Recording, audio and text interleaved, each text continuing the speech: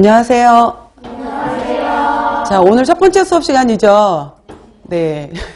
자, 오늘 이제 여기 대박열림고시학원에서 식사요법 수업부터 시작을 할 거고요. 먼저 이제 2023년도 바뀐 커리큘럼에 대해서 간단하게 먼저 설명을 드릴게요. 보시면은 지금 3월달 시작을 했고요.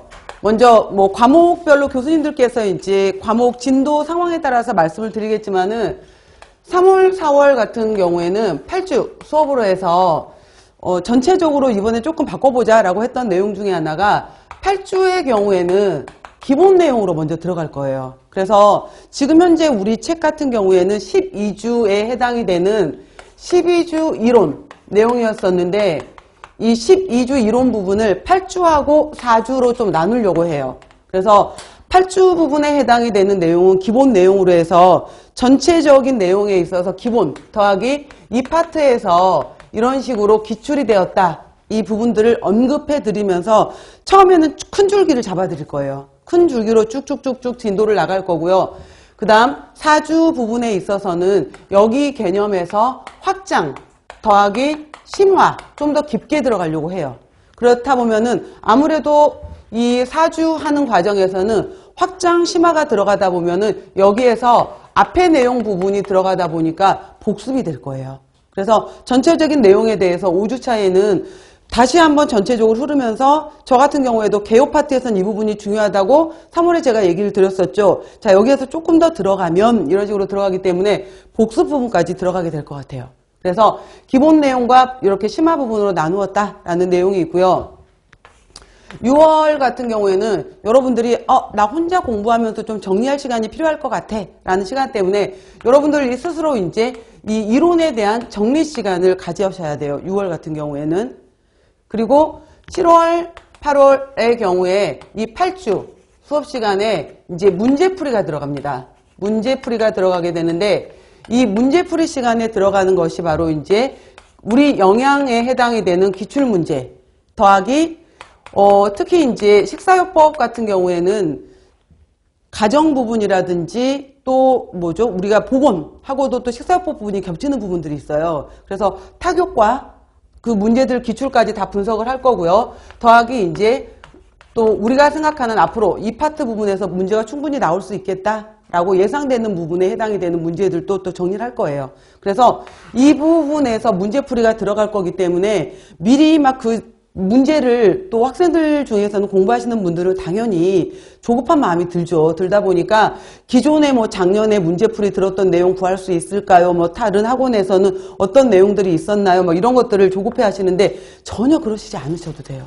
그래서 이때 충분히 모든 과목들마다 다 다뤄주기 때문에 이때 하셔도 돼요. 근데 이제 이때 중요한 것 중에 하나가 반복을 하게 되면서 계속해서 미리미리 복습해 오세요 라는 얘기를 할 거예요. 그러면은 여기 같은 경우에는 이제 복습이 아니죠. 이때는 복습 더하기 먼저 더 중요하게 들어가는 것이 해당되는 문제에 대략 뭐 저 같은 경우에는 10페이지 정도가 나간다 라고 하게 되면은 그 10페이지 정도에 해당이 되는 내용들을 여러분들이 다 써오셔야 돼요. 그래서 적어 오시고 공부를 하셔서 오셔야 되는 건데 이것 때문에 이제 7, 8월이 많이 힘들어져요. 그래서 가뜩이나 7월, 8월쯤 되게 되면은 지칠 때죠. 모든 수험생들이 많이 지치고 힘들고 이럴 때인데 여기에 예습 부분까지 들어가게 돼요. 근데 나는 대답을 못하는데 옆에 있는 분들은 막 대답을 해요. 막 조급해지는 거죠. 근데 이때는 당연히 그럴 수밖에 없어요. 그래서 이때가 지나고 나면은 내가 이론이 다 공부되어 있나 봐. 아니에요. 절대 이론 공부 안 돼 있어요. 이때는 이론을 정리하는 거예요. 다시 한번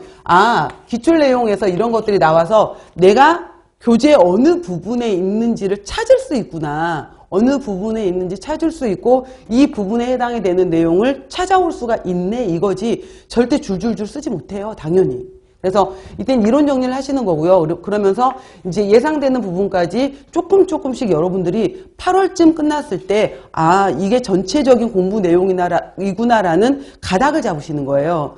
그리고 정말 이제 외우시는 것은 9월하고 10월에 외우는 거예요. 9월, 10월에 외우시는 건데 그리고 여러분들이 이제 9월에도 정리하시면서 이때 또 공부를 하셔야 돼요. 그리고 10월에 2주, 3주, 4주 그 다음에 11월에 첫 번째 주까지 해서 우리가 여기 4회에 걸쳐서 실제 모의고사하고 똑같은 문제를 또 학원에서 풀어요. 이때 모의고사 해당이 되는 문제를 풀게 되고 2주 뒤쯤에 이제 임용시험이 있게 되겠죠. 그래서 11월 셋째 주 정도에 임용시험이 있게 되는 건데 제가 지금 길게 썼습니다. 봐보세요, 여러분들. 그래서 이렇게 되다 보니까 3월, 4월, 5월, 6월, 7월, 8월, 9월, 10월, 11월 시험까지 왔잖아요. 여러분들 합격하셨어요, 이제.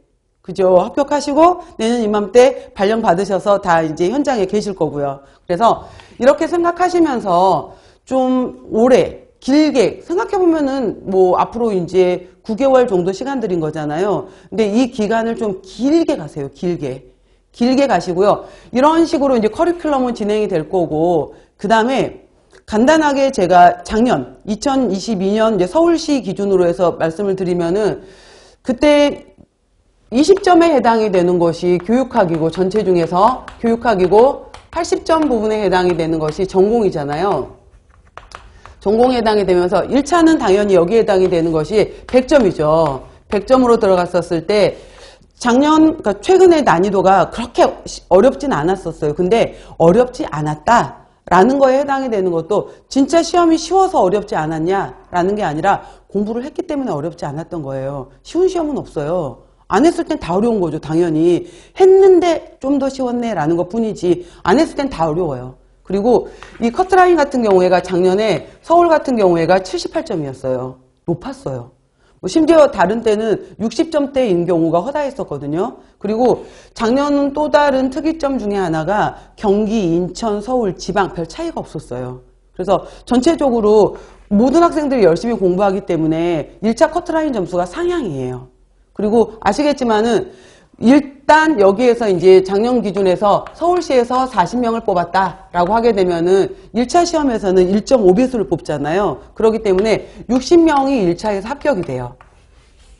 60명이 합격이 되는 거고요. 여기에서 이제 20명이 떨어지게 되겠죠. 20명이 떨어지게 되는 건데 2차 시험으로 들어가게 되면은 다른 과목들의 경우에는 실제로 이제 강의하는 강의 시험도 시험에 들어가지만은 우리 같은 경우에는 면접 시험이란 말이에요. 이 비중이 또 100점이에요.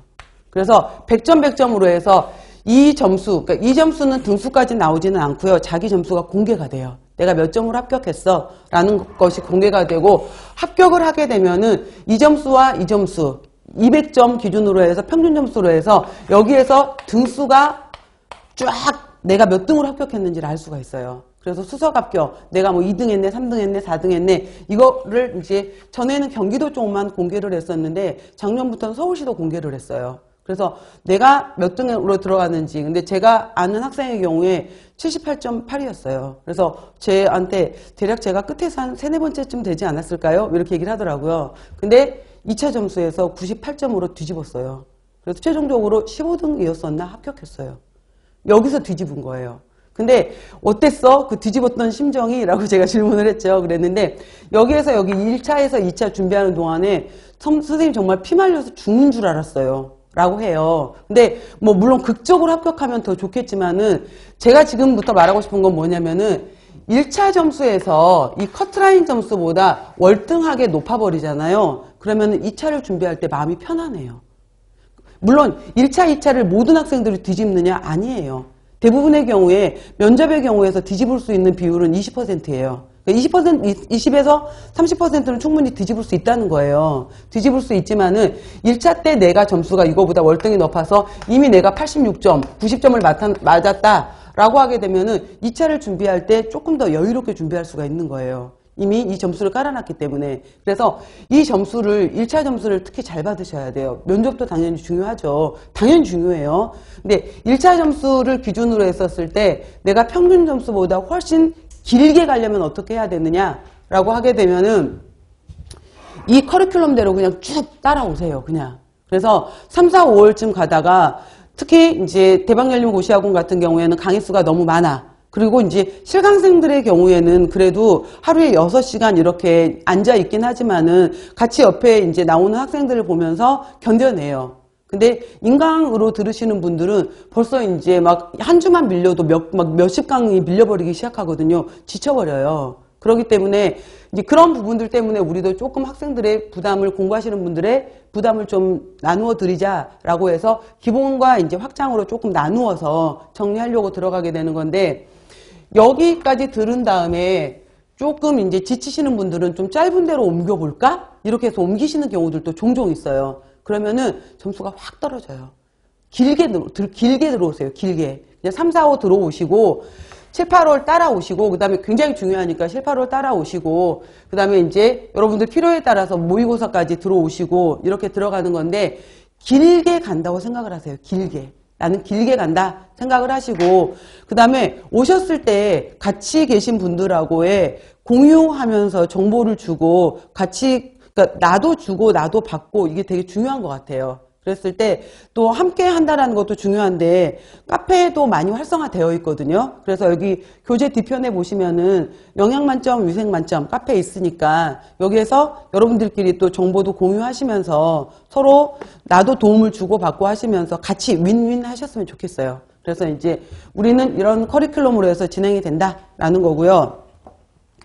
그 다음에 자, 첫 번째 주니까 제가 간단하게만 이제 설명을 드리면은, 뭐 나름대로 여러분들께서도 엄청난 고민을 하셨겠죠. 그래서 실강으로 가는 것이 유리할 것인가, 아니면은 그 기간 동안 인강을 돌려놓고 나서 1.5배속, 2배속으로 수업을 들으면서 몇 번을 반복하는 게 더 중요할 것인가 라고 해서 고민을 하다가 이제 결정을 하셨을 거라고 생각을 해요. 그죠? 근데 어떤 과목을 하든지 간에 여러분들의 경우에는 수험생이잖아요. 수험생이라는 거는 그냥 결국은 이거는 합격을 하느냐, 아니면은 아까 그 등수에 내가 들어가느냐 못 들어가느냐의 차이인 거죠. 수험은 해당이 되는 거기 때문에. 그리고 이제 뭐 우리가 대학 입시를 본다든지 어디를 어떤 시험을 본다든지 하는 경우에는 요즘에 뭐 TV 뭐 이런 거에서도 입시 뭐 이런 거 여러 가지 나오게 되는 거지만은 부모가 해야 되는 게 아니잖아요. 모든 것은 그 스스로 해야 되는 동기부여가 되게 중요한 것 같아요. 내가 왜 이 임용시험을 준비하려고 했는지, 내 부모의 뜻? 이런 거 아니잖아요. 여러분들 이제 우리가 대학 졸업하고 이 정도 나이가 됐으면은 동기부여가 돼야 되는 건데, 제가 생각했었을 때는 여기 동기부여에 내가 스스로 하려고 하는 자발적 동기부여가 되게 중요한 것 같아요. 그러니까 내가 정말 내 필요에 의해서, 내 직업을 위해서 내가 앞으로 어떻게 살아갈지에 대해서 결정을 하시고 준비를 시작하신 거잖아요. 그래서 스스로 항상 동기부여를 이끌어내는 게 되게 중요하다라는 생각이 들고요. 그 다음에 여러분들도 이제 우리 학원을 결정하시고 또 공부를 시작하실 때 다른 분들은 어떻게 준비를 했나라는, 아마 우리 그 영양만점, 위생만점 카페 가면은 합격생들 수기 많이 나와 있잖아요. 아마 다 읽어보셨을 거라고 생각을 해요. 근데 그분들의, 그 학생들 합격하신 분들의 글을 읽다 보면은 느껴지는 게, 공통적으로 느껴졌던 것이 다 절실함이에요. 그죠? 올해는 꼭 합격해야 되겠다. 반드시 내가 올해 이걸 끝낸다. 나는 꼭 이거를 합격할 거야. 라는 절실함이 있어야 되는 것 같아요. 그래서 해도 그만이고 올해 해보다가 아니면 뭐 이런 마음이 아니라 절실함이라는 것을 분명히 갖고 공부를 하셔야 되고요. 일단 공부를 하기 시작했으면은 끝까지 몰입하세요. 그냥 뭐 시간만 길게 늘어뜨려 놓는다고 해서 공부가 되는 게 아니라 몰입이라고 했잖아요. 몰입에 해당이 되는 거, 여기에 집중적으로 해서 이제 주변의 것들 쳐내시면서 몰입하면서 공부했으면 좋겠어요. 그리고 제가 조금 뒤에 이제 그 공부 방법에 대해서도 다시 한번 말하지만은, 그냥 정확하게 잘 모르겠다라고 하게 되면은 아까 제가 3, 4, 5 커리큘럼 7, 8 그 다음에 쭉 넘어가는 것대로 쭉 믿고 따라가면서 같이 해보자 라고 생각하시면서 그냥 이걸 끝까지 같이 가셨으면 좋겠어요. 그래서 지금 내가 어느 정도의 실태인지 내 상태를 인정을 하고, 여기서부터 내가, 여러분들 의외로 초수로 합격하신 분들이 절반 이상이에요. 물론 뭐 대학교 3학년 때쯤에 교육학 한번 들어놓고, 대학교 4학년 때쯤에 인강으로 전공 수업 한번 들어놓고, 그다음에 졸업하시면서 바로 이제 또 들어오신 분들도 계시지만은 진짜 처음 준비했는데 합격했어요, 이런 분들도 있거든요. 그냥 몰입이에요, 몰입. 그리고 제가 이제 시작하기 전에 항상 학생들한테 강조드리고 싶은 것 중에 하나가, 공부하는 학생들은 왜? 라는 질문 절대 하지 마세요. 그냥 이거는 왜 이거 이렇게 됐어요? 라고 묻게 되면 그때부터 공부가 안 돼요. 그냥 이거는 이렇게 시험 문제가 나왔고 이 이론은 이렇다. 이거는 현재까지 정립된 것은 이 기전은 이래요. 라고 얘기를 하게 되면은 예를 들어서 어떤 학생이 간에서 담즙이 만들어지는데 이 담즙은 십이지장으로 분비가 돼서 지방의 유화를 도와준 다음에 마지막에 회장 부분을 통해서 다시 그거의 90에서 95%가 재흡수가 된다라고 제가 이제 수업 시간에 설명을 하죠. 왜요? 왜 90에서 95%가 돼요? 하나님한테 물어보세요. 라고 제가 대답을 해야 되는 거잖아요. 뭐 이런 데서 이제 왜 인간은 90에서 95%를 재흡수하게 되는 기전을 가질까? 이제 뭐 고민이 되기 시작하는 거예요. 과연 90에서 95%일까? 이런 식으로 이제 꼬리에 이상한 질문으로 넘어가기 시작하면 이건 공부가 아니야. 이거는 제가 누누이 얘기하지만은 여러분들이 이거는 합격하시고 논문을 쓰세요. 네이처지 이런 데다 논문을 이제 여러분들이 공부하셔서 이건 그때 할 일이에요. 그리고 그냥 이 질문 자체를 없애버려야 돼요. 그래서 당연히 탐구심을 가져야 되고 호기심을 가져야 되는 게 맞지만은 수험생한테는 도움이 안 돼요. 그러니까 수험 때는 도움이 안 되기 때문에 이 파트에서 이게 기출로 나왔다. 여기에서의 이론은 이렇다라고 하게 되면 그냥 받아들이세요. 그게 나아. 자꾸 이제 궁금해 하시면서 질문하고 질문 올리고 이건 왜 이럴까 하다 보면은 이 선생님은 이렇게 말했고 저 선생님은 저렇게 말했고 일단은 정립이 되기 전까지는 그냥 받아들이면서 그대로 외우세요. 왜 들어가게 되면 머리 아파져요. 그때부터는. 그냥 그대로 습득을 하게 되는 것이 초수생들의 비법이에요. 초시 때. 그러니까 어중간하게 몇 년 공부를 했잖아요. 이학원 선생님은 이렇게 얘기했어. 학교 때 교수님 책을 찾아보니까 이때는 이랬어. 여기서 또 이렇게 얘기했네. 왜? 이렇게 되면 안 돼요. 그냥 여기에선 이렇게 얘기하는구나 라고 그냥 끝까지 밀고 그냥 가세요. 그대로 받아들이시면서 가는 것이 공부 방법에 있어서 그냥 단순하게 공부하시는 게 좋아요. 단순. 그래서 합격이라는 것은 공부는 그런 것 같아요. 그래서 이런 식으로 들어가시면서 같이 공부를 하셨으면 좋겠고요. 자, 그리고 이제 공부 방법 중에 하나로 제가 아까 2차 얘기했었잖아요. 2차 때 2차 면접이 아까 당락을 결정하고 뒤집는다 그랬잖아요. 20-30%의 학생들을 뒤집는다라고 했었는데 그때 굉장히 중요한 게 뭐냐면은 말하는 거예요. 그래서 여러분들이 평소에 제가 이제 여러분들한테 공부하는 방법 중에 하나 설명드리는 것 중에 하나가 뭐냐면은 오늘 제가 이제 식사요법의 개요 1장이 들어갈 거예요. 그러면은 식사요법의 개요 1장입니다. 라고 얘기를 했었을 때 이렇게 얘기를 할 거예요. 개요 파트에서는 제일 중요한 것이 첫 번째 영양관리 과정이라는 용어가 나올 거다. 그러면은 이거는 Nutritional Care Process, NCP라고 얘기를 한다. 근데 우리가 영양교사에서는 절대 줄임말 쓰시면 안 돼요. 그러니까 영양관리 과정 쓴 다음에 이제 대문자로 NCP. 그냥 영어로 쓸 거면 Nutritional Care Process를 다 쓰던지, 풀 네임으로 다 쓰시던지. 그래서 영양관리 과정에 대해서 설명을 할 거고요. 첫 번째 키워드가. 그 다음에 두 번째 키워드에 해당이 되는 것은 이제 병인식을 전체적으로 분류를 할 거예요. 그 다음에 세 번째는 영양 지원 방법에 대해서 설명을 할 거예요. 그 다음에 네 번째에 해당이 되는 것은 식품 교환표에 대해서 얘기를 할 거예요. 그리고 영양관리 과정으로 들어가서 여기에서 1번에서 영양 판정을 얘기를 할 거예요. 두 번째 영양 진단을 얘기할 거예요. 3번에 중재를 얘기할 거예요. 네 번째 모니터링과 평가를 얘기할 거예요. 그 다음에 병인식을 나눴을 때 병인식 중에서 일반 병인식을 얘기를 하고 그 다음에 치료식, 특별병인식을 얘기를 할 거고요. 검사식을 얘기를 할 거예요. 영양 지원 방법 중에서 마찬가지로 경장을 이용하는 방법이 있고 그 다음에 정맥을 이용하는 방법이 있어요. 경장을 이용하는 방법 중에 경구가 있고 경관이 있어요. 정맥 영양 중에서 말초정맥 영양법이 있고 중심정맥 영양법이 있어요. 식품교환표 전체적으로 다 외우셔야 돼요. 모든 숫자를. 자, 이렇게 해서 제가 설명을 해요. 그리고 영양판정은 이런 내용이고 진단은 이런 내용이고 중재는 이런 내용이고 모니터링 평가는 근거 기준에 대한 이건 숫자가 나와야 된다. 수치가 있어야 된다. 이런 내용들 쭉 들어갈 거거든요. 그리고 이 경관급식법 중에서 방법에 따라서 코로 삽입하는 방법이 있고 밖에서 관을 꽂는 방법이 있다. 쭉 설명할 거예요. 근데 이제 공부를 열심히는 했어. 근데 여기에서 공부 방법을 잘못되게 되면은 경관 방법 중에서 이게 오늘 비위, 비장 이런 것도 있었고 위조루술도 있었고 장조루술도 있었어. 얘는 뭐였었지? 그 다음에 경피적 내시경 위루술 이런 것도 얘기를 했었는데 이러면서 여기 부분만 막 공부를 열심히 외워놔요. 얘가 뭐였는데? 얘가 어디에 있었는데? 이렇게 들어가면 못 찾아 들어가요. 이게 이제 공부를 잘못했었을 때 시간 낭비하는 허점이에요. 그러니까 모든 공부를 할 때는 제가 지금 이걸 왜 길게 썼냐면은 모든 공부를 하실 때는 항상 그 과목의 제목을 다 외워버리세요. 큰 커리큘럼을.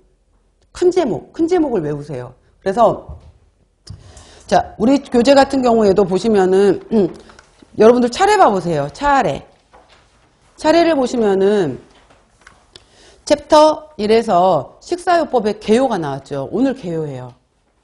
그러니까 이 개요에서의 주 키워드가 이렇게 나올 거예요. 4가지. 그래서 항상 제가 이제 강의를 시작할 때 여기에서 제일 중요한 키워드는 이거다라고 설명을 드릴 거예요.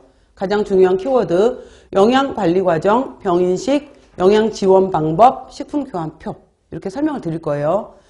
자, 그리고 이제 두 번째는 소화기계 질환. 이렇게 되면은 이 챕터 2 같은 경우에는 소화기계 질환은 입에서부터 시작해서 이제 구강에서부터 시작해서 식도, 위, 장, 대장 이게 쭉 연결되는 곳에서의 이제 관련된 질환들이에요. 그 다음 3장은 간, 담낭, 췌장. 그 다음 그래서 간, 담낭, 췌장도 크게는 소화기계로 봐요. 그 다음 식이성 알레르기. 특히 이제 오늘 학교급식 이제 또 영양사 선생님들 굉장히 영양교수 선생님들 굉장히 이제 바빠지실 텐데 학생들 알레르기 검진표 내지는 알레르기인지 이거 찾아내야 돼요. 어떤 학생들 몇 반에 어떤 학생이 알레르기가 있는지 이거 찾아내야 되는 거. 그 다음 순환계 질환. 이렇게 되면은 심장 질환 관련된 내용으로 해서 작년 시험 문제가 작년 이따 다시 요 끝나고 나서 제가 다시 설명하겠지만은 작년 문제가 지방간 문제하고 고혈압 문제였었어요. 식사요법 파트에서는. 그래서 고혈압 나왔을 때 이제 혈압, 심장 이렇게 관련된 파트 이상지질혈증 이런 것들이 순환계 질환에 해당이 되는 거고요.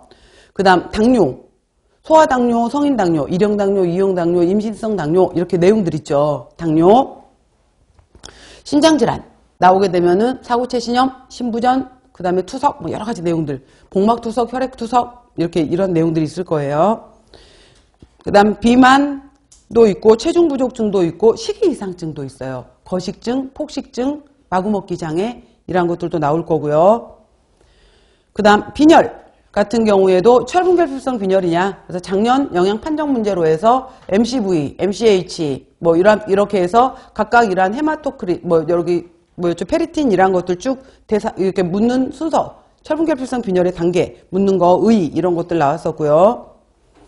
그 다음, 선천성 대사장애 및 골격계 질환 이랬었는데, 아직까지 선천성 대사질환은 딱히 나오진 않았었어요. 페닐케톤 유레아라든지 이런 건 나오진 않았었는데, 골격계 질환으로 해서 통풍 문제라든지, 골다공증 문제라든지, 구루병 파트는 종종 나오죠. 자, 이렇게 해서 쭉 있는 건데, 여러분들이 이제 식사요법 굉장히 또 어렵게 보시기도 해요. 근데 식사요법 같은 경우에는 우리가 배우는 영양학하고 많이 교집합 부분이 굉장히 많아요.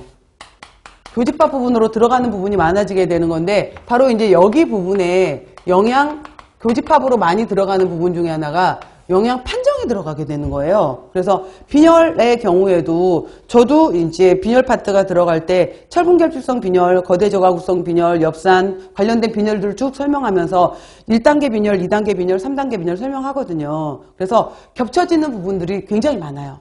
그리고 이제 식이섬유소 부분하고 관련된 걸로 해서 식이섬유소가 왜 혈청 콜레스테롤을 낮추는지 이런 것들을 그래서 고혈압 환자나 이상지질혈증 환자들이 왜 식이섬유소를 특히 수용성 식이섬유소를 왜 많이 섭취해야 되는지 그것도 작년 기출이었었거든요. 근데 그것도 영양학 문제도 될 수도 있고 식사요법 문제도 될 수도 있는 거예요. 그래서 겹쳐지는 부분들이 굉장히 많기 때문에 여기에서 여러분들이 기초 영양학, 고급 영양학으로 해서 이쪽 파트 부분이 제일 문제가 많아요. 기초 영양학, 고급 영양학, 그 다음에 영양교육이라는 것들이 이제 교육 쪽에서는 당연히 나오게 되는 건데, 그래서 식사요법 부분도 영양판정, 영양학과 관련된 부분들이 많다. 그리고 어떤 과목이든지 간에 다 잘하셔야 돼요. 그래서 이게 전체적으로 우리 문제가 딱 떨어진 파트는 단체급식하고 식품위생학 정도는 딱 떨어진 것 같아요. 근데 그 외 문제들 같은 경우에는 굉장히 많이 겹쳐져 있어요.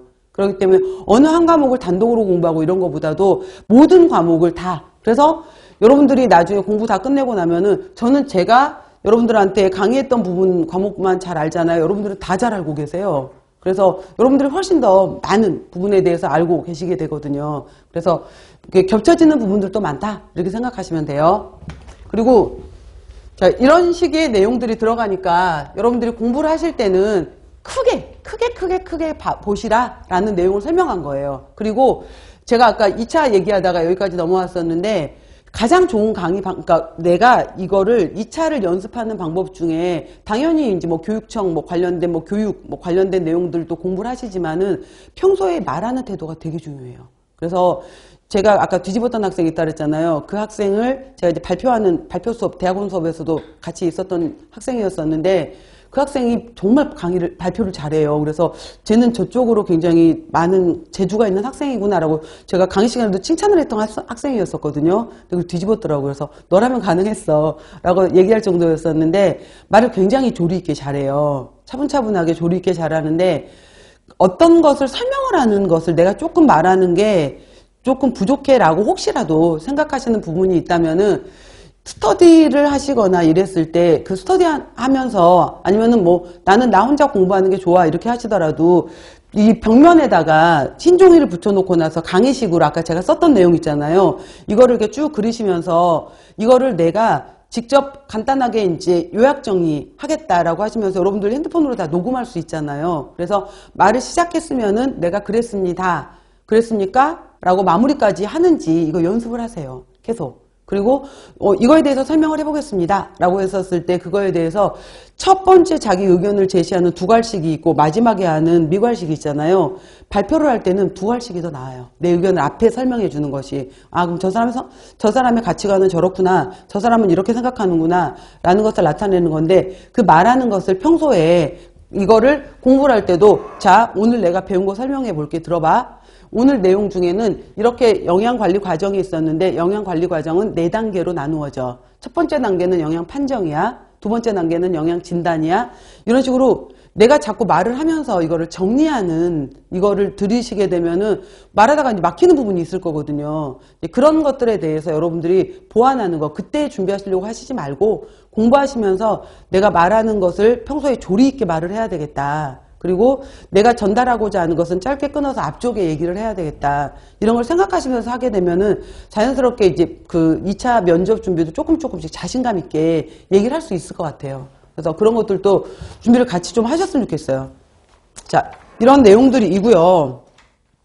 그 다음에 작년 문제 같은 경우에를 간단하게 설명을 해보게 되면은, 작년 문제 같은 경우에는 이제 식사요법 문제에서 어떻게 보면은 이제 세 문제로 봤었을 때 첫 번째가 이제 지방간 문제였었어요. 지방간. 그래서 30대 여성의 이제 30대 여성인데 이 여성이 지방간을 가지고 있다. 안 쓰셔도 돼요. 이건 어차피 다 나중에 할 거니까. 그래서 이러한 내용들이 있었는데, 이 내용에서 탄수화물 단백질 비율을, 탄단지 비율을 제시해 주고 나서, 근데 이 사람이 탄수화물을 70% 먹고 있었고 단백질을 12% 이렇게 이 정도 먹고 있다라고 했어요. 그랬을 때 이걸 보고 나서 이 사람한테 식사요법을 다시 이제 제시를 해준다면 어떤 점을 제시를 해줄래? 그걸 써라 라는 내용이 있었었는데, 지방간이라는 것은 말 그대로 간에 TG가 정상보다 더 많이 쌓인 것이잖아요. 중성지방이. 근데 이 중성지방이 물론 지방 음식을 많이 먹어서도 쌓일 수 있지만은,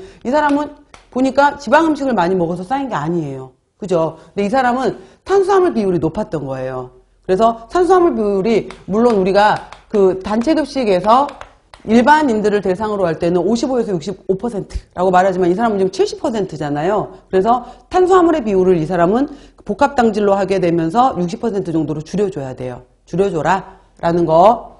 그 다음에 이 간에서 만들어졌던 중성지방이 간 밖으로 나가려면은 지단백질을 만들어서 나가야 돼요. 지단백질을 통해서 만들어져서 VLDL 형태로 나가야 되는데 VLDL로 나가려면은 단백질이 있어야 돼요. 그죠? 그렇기 때문에 이 사람은 이 단백질이 물론 일반인들의 경우에 7에서 20% 범위이긴 하지만은 식사요법에서는 양질의 단백질로 20% 정도가 좋아요.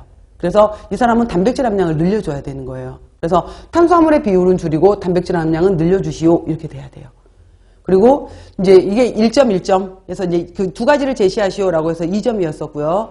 그 다음에 관련된 무기질, 그러니까 항지방간 인자인 무기질과 항지방간 인자인 비타민을 대표적으로 한 개씩 쓰시오라는 게 있었는데 가장 대표적인 항지방간에 해당이 되는 비타민으로는 비타민 E가 가장 대표적이고요. 그다음 무기질로는 셀레늄이 가장 대표적이겠죠. 그래서 비타민 E, 셀레늄 이렇게 써주는 것이 지방간에 해당이 되는 거. 그래서 뭐 이거는 내가 공부했어, 쓸 수 있어 라고 하게 되지만은 이런 것들은 이제 보면서 내가 식사요법 부분에서 탄수화물, 단백질, 지방 비율을 보면서 읽어낼 수 있는지라는 내용이 들어갈 거고요. 그 다음 두 번째 문제 중에 하나가 뭐가 있었냐면은 고혈압이 있었는데 고혈압 문제가 나왔어요. 그랬을 때 이게 뭐였냐면은 나트륨 섭취가 많아지게 되면은 고혈압이 발생을 한다. 뭐 알고 있는 내용이죠. 고혈압이 발생을 한다라는 내용이었었는데 이거와 관련된 기전으로 해서 뭐라고 나왔었냐면 시험 문제가 신장에서 분비되는 물질을 쓰고 그 다음에 신장에서 작용하는 호르몬에 가지고서 이 기전을 설명하시오라는 말이 있었어요. 그러면은 신장에서 분비되는 물질은 무엇이냐라고 하게 되면은 이거는 레닌을 이야기하라는 거예요. 그 다음에 이 고혈압을 일으키는 결정적인 역할을 하는 호르몬에 대해서 써라 라고 말했다면은 이거는 알도스테론을 얘기하는 거예요. 알도스테론은 부신 피질에서 분비가 되는 호르몬이잖아요. 부신 피질에서 분비가 되지만은 신장에서 작용을 해요. 신장에서 작용을 해서 나트륨 제흡수를 통해서 고혈압을 더 촉진을 시키는 인자거든요. 그래서 이 레닌과 알도스테론에 해당이 되는 키워드가 반드시 들어가 줘야 되는 거예요. 그러니까 이런 식의 이제 우리가 키워드를 찾고 공부하는 연습을 하는 거예요. 이런 것들. 그리고 칼슘, 그러니까 나트륨은 혈압을 높여요. 근데 나머지 세 개에 해당이 되는 것들은 그 혈압을 낮추는 역할을 하는 거죠. 이거하고 관련된 다이어트가 대쉬 다이어트예요. 그죠? 다이어트리 어프로치 스탑 하이퍼텐션에 해당이 되는 건데 칼슘은 제시를 해줬어요. 그리고 나머지 두 군데에 해당이 되는 것을 써라. 각각 2점으로. 그렇게 됐었을 때 마그네슘과 칼륨이다 라는 것이 들어갈 수 있게끔 써주는 것이 또 다음 문제였었어요. 그 다음에 수용성 식이섬유소 문제가 있었고요. 수용성 식이섬유소 이건 영양학으로도 볼 수도 있어요. 영양학 문제로도 볼 수도 있는데 이거와 관련돼서 간에서 콜레스테롤을 대사하고 관련이 되면서 이 콜레스테롤 대사를 통해서 체외 배설이 되는 기전을 설명을 해봐라 라는 거였었어요. 그러면은 간에서 담즙을 만들거든요. 담즙을 만들 때 가장 많이 사용하는 담즙산이 바로 그 담즙산의 주요 역할 정부체가 콜레스테롤이에요.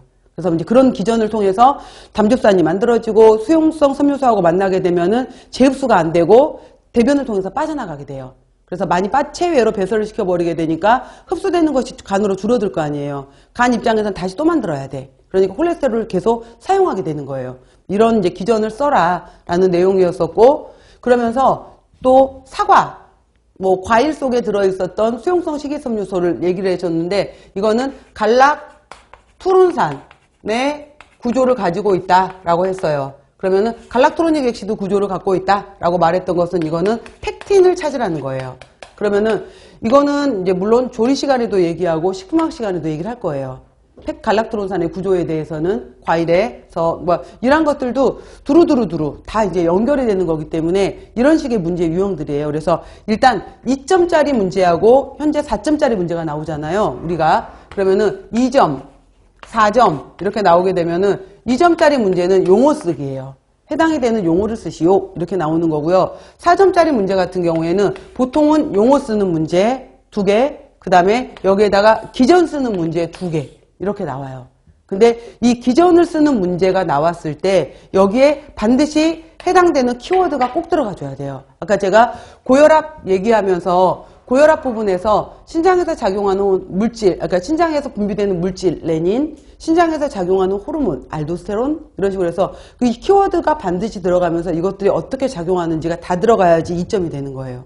그러니까 이런 식으로 해서 이제 쓸 수 있게끔 되는 건데, 시험 문제가 그냥 정말 우리 영양교사 시험 문제가 광범위하게 나와요. 광범위하게 나와서 딱 특정 파트에서 나오는 게 아니기 때문에 그래서 공부량이 좀 많으셔야 돼요. 그래서 이제 메인에 해당이 되는 문제는 정확하게 알아놓으셔야 되고, 확장된 문제들도 내가 그 다음부터 이제 그 다음 확장을 시키시면 돼요. 그래서 일단 잘 따라가면서 나도 공부 끝까지 간다라고 생각하세요. 그래서 건강관리도 잘 하시고, 근데 그 건강에 이제 몸 건강, 마음 건강 같이 들어가는 거잖아요. 그래서 운동도 하시고 몸도 챙기시면서 끝까지 길게 가셨으면 좋겠습니다.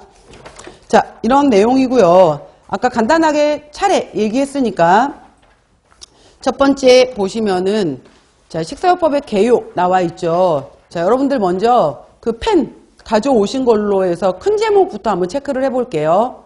한번 써보시면은, 자, 1번, 맨 1번에 식사요법의 정의와 목적이 나와 있죠. 체크. 그 다음에 2번에 영양관리 과정. 그래서 Nutritional Care Process, NCP 나왔고요. 쭉 넘기세요. 쭉 넘기셔서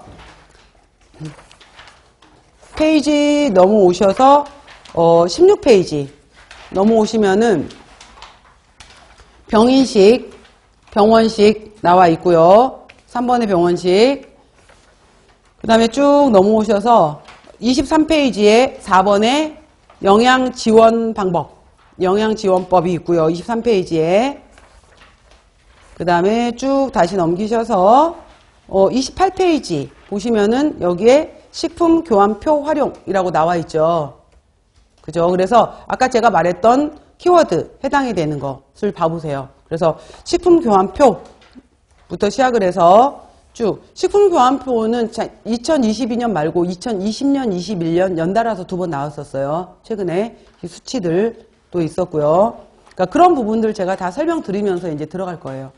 자, 그래서 아까 해당됐던 4개 키워드 기준으로 해서 이제 보도록 합니다. 자, 그래서 이제 그 다음부터 작은 번호를 여러분들이 쭉 번호를 보세요. 작은 번호들로. 자, 1번 먼저 5페이지 들어오셔서 식사요법의 정의와 목적 보시면은, 자, 여러분들 그 학부 때 학교에서 배우셨던 내용 중에서 임상영양학이 있었고요. 임상영양대학원도 있죠. 임상영양학도 있고 식사요법도 있었어요. 그러면은 이 두 가지에 똑같은 거 아니에요? 라고 할 수 있게 되는 건데, 사실 우리 식사요법 같은 경우에는 현재는 임상영양학 쪽에 더 가까운 문제들로 나오는 것 같아요. 근데 이 식사요법, 임상영양학 같은 경우에는 말 그대로 임상에 해당이 되면서 여기에서 그 생리학적인, 이 신체에서의 생리학적인 내용들을 같이 물어봐요. 생리학적인 거. 그래서 뭐 아까도 말했지만 만약에 위에서 발생되는 뭐 위산의 역할, 펩시노겐이 펩신으로 대사되는 기전들, 그래서 위에서는 단백질의 소화가 이루어져, 이런 것들 있잖아요. 이런 생리학적인 내용들을 알아야 돼요.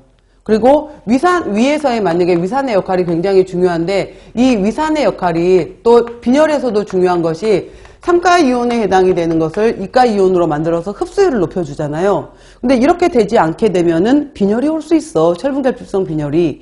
그 다음에 벽세포에서 내적 인자도 분비가 되는데, 내적 인자가 제대로 분비되지 않게 되면은 얘는 거대 저하구성 빈혈이 될 수 있어 라는 생리학적인 내용들 있잖아요. 그래서 이러한 것들하고 같이 연결이 돼요, 임상영양학이. 그래서 결국은 여러 가지 생리학적인 기전이 제대로 되지 못했을 때 이것들이 질병으로 발생을 하게 돼요. 그래서 이 임상영양학은 이 질병이 발생되는 원인과 그 기전, 이러한 것들을 주로 물어봐요. 원인 기전이라면은, 그리고 여기에서 원인 기전과 더불어서 이 사람이 어떤 증상을 나타냈는데, 왜 나타났어? 어떻게 나타났어? 그래서 이 사람은 어떤 증상을 나타냈어? 라고 물어보는 것을 찾는 것이 이제 주로 임상영양학 쪽이에요. 그렇다면 이 사람에 해당이 되는 질병이 발생되었을 때 수술할 거야? 아니면은 약물로 치료를 할 거야? 아니면은 영양으로 치료를 할 거야? 라고 했었을 때 우리 쪽에서는 이거 아니잖아요. 우리 쪽에서는 이것도 아니잖아요. 그랬을 때 바로 식사를 통해서 치료할 거야 라는 것이 우리가 푸드 테라피가 되는 거예요. 그래서 이게 이제 임상영양하고가 식사요법에 이제 구분되는 지점인 거죠. 그래서 이 영양 쪽에서 그래서 이 사람의 최종적으로 식사 아까 탄수화물 비율은 어떻게 줄 거야? 단백질 비율은 어떻게 줄 거야? 그래서 이 사람한테는 어떤 영양소를 주 포인트로 줄 거야? 이렇게 묻는 거예요. 근데 이게 나오려면은 이 원인에서 이 질병이 발생되는 원인과 기전과 증상을 알려면은 생리학적인 내용을 좀 알고 있어야 돼요. 생리학적인, 생화학적인. 그래서 이러한 것들이 같이 임상영양학과 식사요법이 연결이 되는 거죠. 그래서 자, 이 파트가 있는 거고요. 그래서 식사요법은 봐보세요. 질병을 치료하거나 치료 효과를 증진하기 위해서 각 개인에게 맞게 질병의 치료에 부합하는 시기를 제공하는 것으로 환자의 정상적 영양 상태를 유지해서 신체 기능, 면역력을 높여주고 영양 결핍증을 예방하고 교정하고 적정 체중. 우리가 그 식사요법에서는 또 중요한 단어 중에 하나가 표준 체중, 적정 체중이라는 용어를 굉장히 많이 써요. 표준 체중, 적정 체중을 유지하게 하며 체내 영양소 이용 능력을 증진시키고 질병의 회복을 돕는 것을 목적으로 한다. 길게 단어가 늘어져 있잖아요. 이 단어를 다시 정리를 하게 되면 한마디로 식사요법의 목적은 영양 상태를 증가시키고 증진시키고 질병이 있다면 그걸 치료하고 이 질병에 합병증이 생기지 않도록 예방해주고 이 질병이 다시 발생되지 않도록 질병 재발을 방지하겠다라는 거예요. 결국은. 그래서 이러한 내용들이 있다. 쭉 흐름으로 그냥 보시면 되고요. 자, 아까 제가 이제 첫 번째 키워드로 들어가는 것이 영양관리 과정이라고 그랬잖아요. NCP라고 했는데 이거는 이제 미국에서 병원마다 환자가 들어왔었을 때 환자를 대처하는 것이 다 틀려. 매뉴얼이. 그래서 그러지 말자. 우리 표준화된 매뉴얼을 하나 만들자라고 해서 이제 제시가 된 거예요. 모델이에요. 모델. 과정. 매뉴얼이에요. 실무 영양사가 병원에 환자가 들어왔었을 때 전문적 영양관리를 제공하기 위해서 이제 우리나라에서는 2003년 받아들인 거예요. 체계적인 업무 수행 절차인 영양관리 과정이에요. 프로세스. 과정 및 모델을 개발하였다. 자, 이 영양관리 과정은 임상영양관리와 관련된, 자, 이게 키워드예요. 업무의 전 과정을 표준화. 이거예요. 그래서 이 병원에 갔더니 이러고 저 병원에 갔더니 저러고 이게 아니라 이거를 하나의 모델로 표준화시켜주자라는 거예요. 업무의 전 과정을 표준화했다. 그래서 임상영양과 영양관리 영역을 체계적으로 연결시키는 바탕이 되었다. NCP는 자 4단계예요. 영양 판정, 영양 진단, 영양 중재, 그 다음에 영양 모니터링 및 평가 4단계로 구성되어 있다라고 했어요. 각 단계는 다 연결되어 있다라고 했어요. 자, 밑에 그 그림을 보시게 되면은 영양관리 과정에서 환자가 들어왔어요. 자, 영양 검색의 동그라미 해보세요. 들어오게 되면은 어떤 환자가 지금 이 영양관리가 지금 시급한 환자인지를 찾아내줘야 돼요. 이걸 검색이라고 표현할 수가 있어요. 검색, 환자를 찾아내주는 거, 선별하는 거. 이 환자 상태가 별로 영양적으로 지금 문제가 있어요. 라고 해서 영양상담 의뢰가 들어올 수 있어요. 그래서 밑에 이제 이 환자의 여러 가지 자료를 수집을 해서 판정하고 이 환자는 지금 전체적으로 체단백에 너무 문제가 있다. 뭐 등등등 지방, 뭐 체지방량이 너무 많다. 등등등 진단을 내려요. 근데 그 밑에 진단에 해당이 되는 키워드 봐보세요. 맨 아래 영양 진단문을 작성을 해요. 자, 영양 진단문을 작성한다라는 거에다 체크 한번 해보세요. 다시 설명할 거예요. 그리고 이 환자의 문제점을 파악한 다음에 그래서 어떻게 도와줄 건데 라는 것이 영양 중재예요. 중재. 그래서 영양 상담을 한다든지 교육을 해준다든지 그리고 영양 모니터링 및 평가. 그래서 잘하고 있어? 피드백 해줘야 될 거 아니에요. 그래서 이러한 것들 평가. 정량적으로 이 사람의 콜레스테롤 수치가 전에는 280인데 이번 한 달 지나고 나서 봤더니 240으로 좀 떨어졌어요. 이런 식으로 해서 숫자적으로 정량적으로 확인 평가할 수 있는 것을 모니터링 및 평가라고 해요. 넘겨보세요. 자, 첫 번째 이 표는 뭐냐면은 자, 6페이지, 7페이지에 다 나와 있는 내용을 봐보세요. 크게 봐보세요. 영양 판정이라는 것은 먼저 정보를 수집하고 지표를 해석하는 과정이다 라고 해서 첫 번째, 자, 이 환자의 문제점을 파악하고 싶잖아요. 그래서 자료를 수집하고 확인하고 해석하는 과정이다 라고 했어요. 그래서 영양 판정에서 그 그림에서도 보게 되면은 먼저 왼쪽에서부터 돌아와 볼게요. 생화학적으로 이 사람의 뭐 혈액검사, 소변검사 이런 수치들을 찾아볼 수도 있어요. 그 다음에 이 사람의 현재 키 몸무게, 뭐 체지방 이런 것을 신체 계측해 볼 수도 있어요. 그 다음에 과거에 여러분들 왜 우리 영양 진단, 문진표 이런 거 작성해 가잖아요. 가족력, 직계가족 중에 전에 어떤 질환을 앓았었는지, 수술한 적이 있었는지, 과거력을 알아볼 수도 있어요. 현재 어떻게 식사 패턴이 되는지 식사조사 해볼 수도 있어요.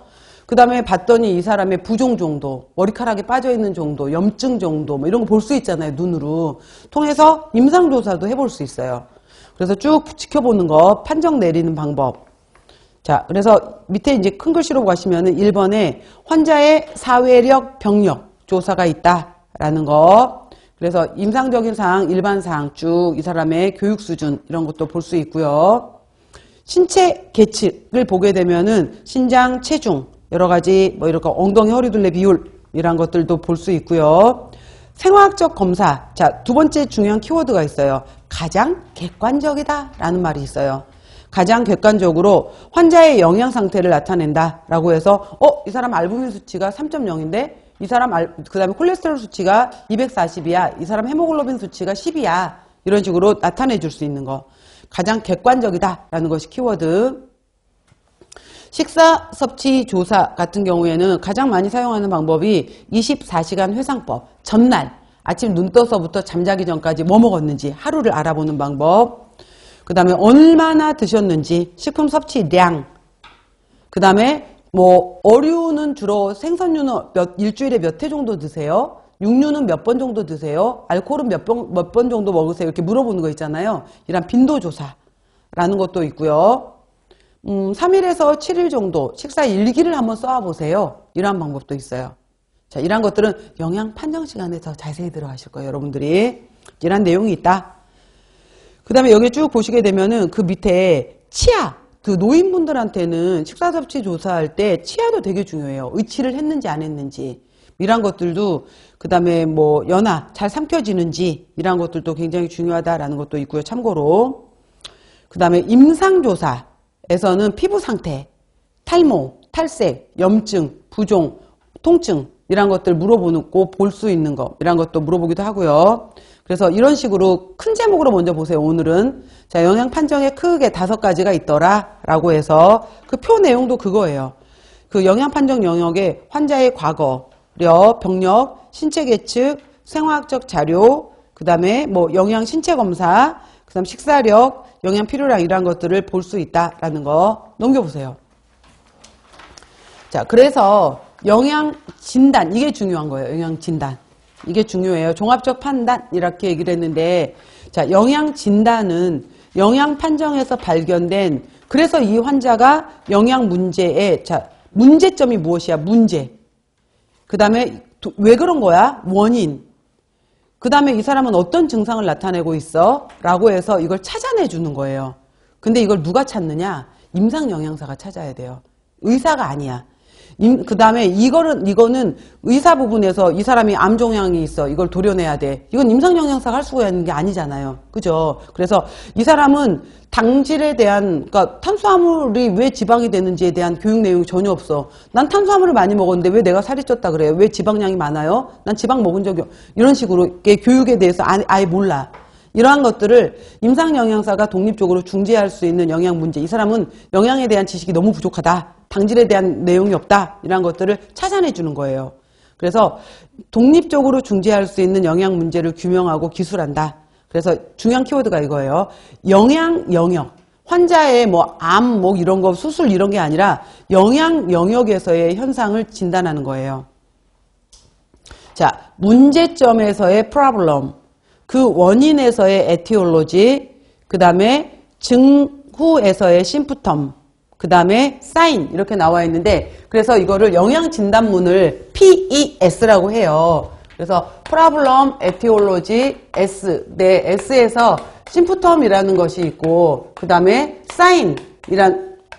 사인이라는 것이 있는데 이거는 환자의 주관적인 거고요. 그 다음에 이거는 의료진의 객관적인 것이에요. 무슨 차이냐면은 이 사람이 아까 포화지방 예를 들어서 뭐 콜레스테롤 수치, 중성지방 수치가 너무 많았어. 근데 지방 음식을 굉장히 많이 먹고 있었어. 라고 하는 것이 이제 문제점이었어요.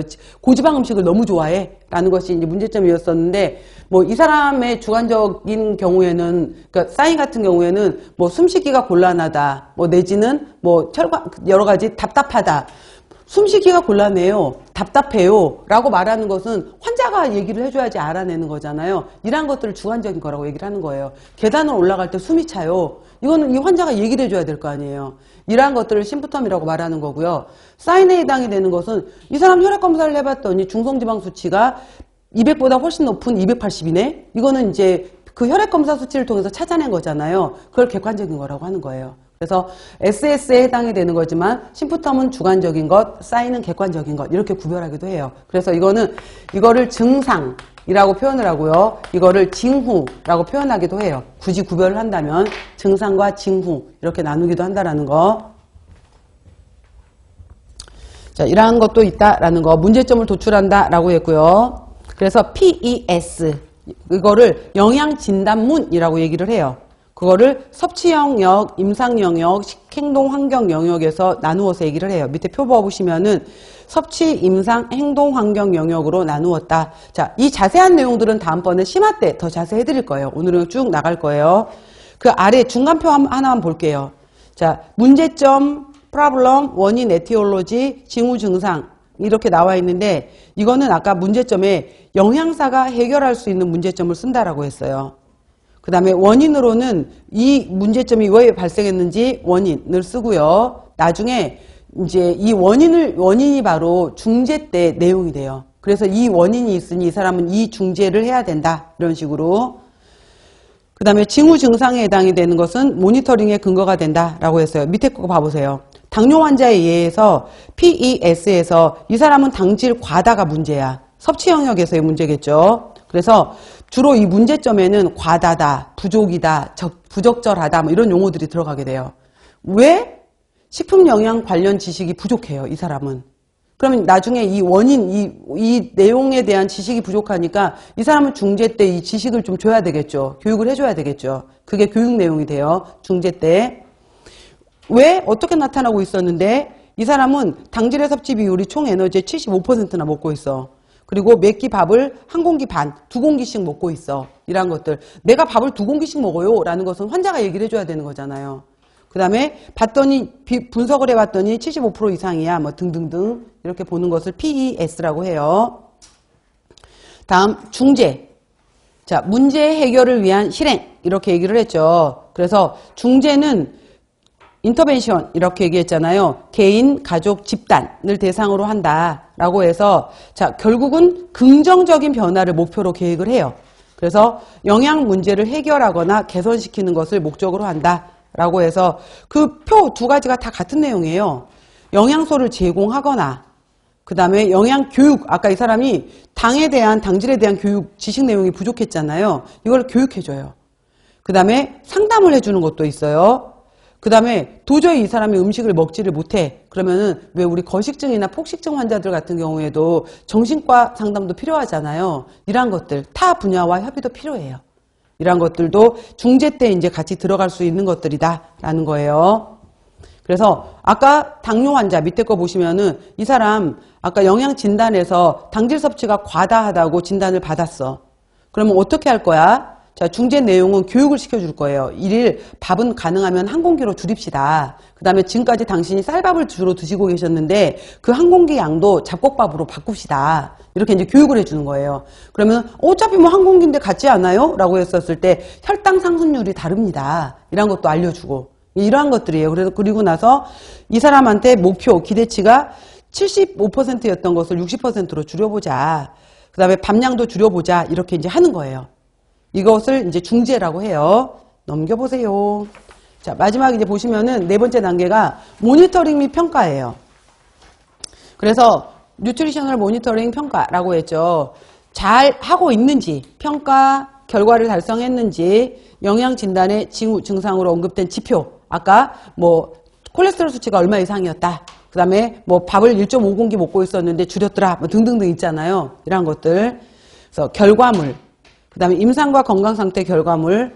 확실히 헤모글로빈 수치도 좋아지고 뭐 여러 가지. 그 다음에 당화혈색소 수치도 좋아지고 뭐 이런 것들을 볼 수 있다든지, 환자가 아침에 일어났는데 훨씬 몸이 더 가벼워요. 이렇게 말을 했다든지, 그렇게 되면서 지금까지 뭐 약물을 4알 드시고 있었는데 2알로 줄여봐요. 이렇게 된다든지, 이런 것들 하는 것을 모니터링 및 평가를 통해서 이제 할 수 있어요.